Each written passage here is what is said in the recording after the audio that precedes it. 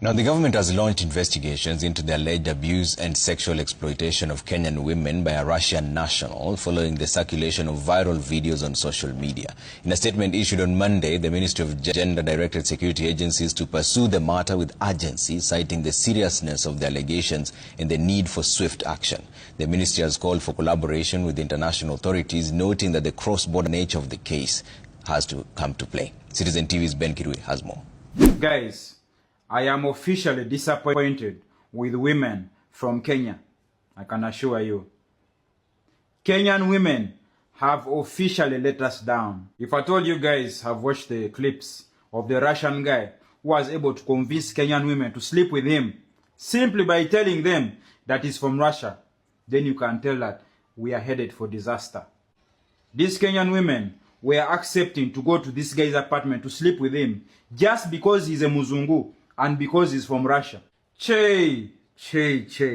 I can imagine how many marriages have been broken just because of those video clips that have been circulating online. Right now, I'm calling upon the Kenyan government to go and look for that Russian man and arrest him with immediate effect for tarnishing the image of Kenya online.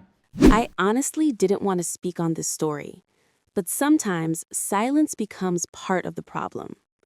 A Russian man lands in Kenya, Nairobi, Mombasa. He blends in easily, calm, confident, friendly, approaching women in malls, streets, restaurants, striking up conversations, complimenting them, asking for numbers. Nothing unusual there. Except this wasn't just social interaction. He was secretly recording. Using smart glasses fitted with a hidden camera and microphone, he captured conversations, exchanges, private moments without consent. Women in their 20s, 30s, 50s, some single, some possibly married. Different backgrounds, different stories. Then, right before Valentine's Day, the videos were released online. Public exposure, public humiliation, public judgment. The disturbing part isn't just that he met multiple women. Adults can make their own choices. The real issue is deception and recording people without their knowledge. That is a violation, period. And then comes an even more painful layer. Reports that one of the women, after testing positive for HIV, allegedly took her own life. Let's be very clear. HIV is not a death sentence. With treatment, people live long, healthy lives. The real killer is stigma and shame. Now, let's talk about the deeper issue without pointing fingers blindly. Why would someone trust a stranger that quickly? We live in a tough economic climate. Youth unemployment is high. The cost of living keeps rising. Many young women and men are under immense financial pressure. Rent, school fees, family responsibilities. Sometimes when someone from abroad shows interest, it doesn't just feel like romance. It feels like opportunity. It feels like relief. For some, a foreign passport represents travel, exposure, financial stability, maybe even a different life. Not because they are greedy, but because survival can shape perception. Now, on the other side of this story is the Russian man. What was his intention? If you are genuinely visiting a country to experience culture, meet people respectfully, maybe even date, you do so transparently. You do not secretly record. You do not mock people in another language. You do not publish private encounters for views. That crosses into exploitation. And that's where power imbalance comes in.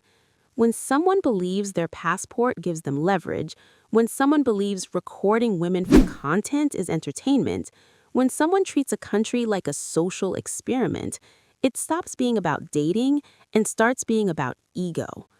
The Russian man in this story didn't just meet women. He created content from their trust. He turned private interactions into viral spectacle. He exposed faces, voices, and personal moments without consent. That's not cultural exchange. That's manipulation. But we also have to face uncomfortable truths at home. We cannot keep equating foreigners with automatic safety or success. We cannot treat nationality as character reference. And we cannot ignore how poverty can make risky situations look attractive. This isn't about attacking Russians. It's about questioning one man's actions. It's about digital consent. It's about public health awareness.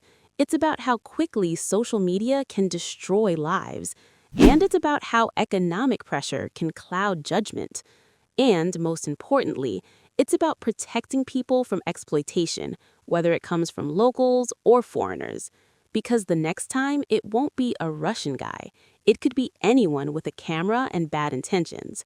We need stronger laws around recording without consent. We need better public education on online safety. We need to reduce the stigma around HIV. And we need economic empowerment so that desperation doesn't become vulnerability.